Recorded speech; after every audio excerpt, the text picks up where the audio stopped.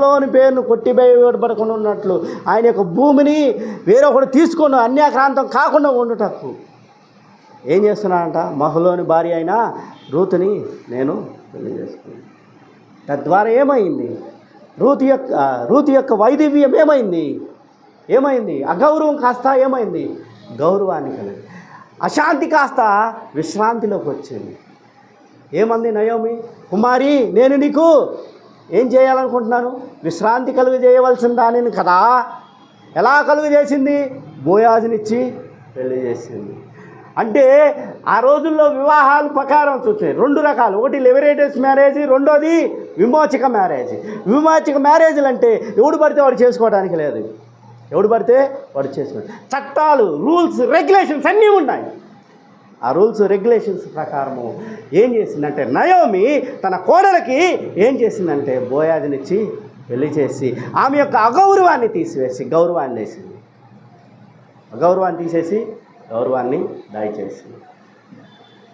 ప్రియమైన దేవుని బిడ్డలారా, అందువల్లే మహలోని యొక్క పేరు భూమి మీద కొట్టివేయబడలేదు.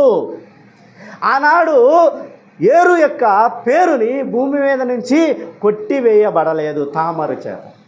ఈనాడు రూతు చేత మహలోని యొక్క పేరు కొట్టివేయబడలేదు. ఆనాడు తామరు నీతిమంతురాలైంది, ఈనాడు ఈ రూతు నీతిమంతురాలు. వంశాన్ని నిలబెట్టాలనుకున్నారు, భర్తల యొక్క వంశాలను నిలబెట్టాలనుకున్నప్పుడు ఒక నీతివంతమైన సత్క్రియల చేత వారి వంశాలని, భర్తల యొక్క వంశాలని నిలబెట్టుకున్నారు.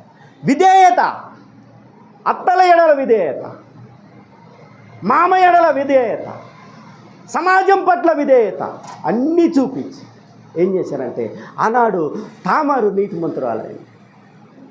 అదే విషయాన్ని తన మామ చేత చెప్పించుకుంది.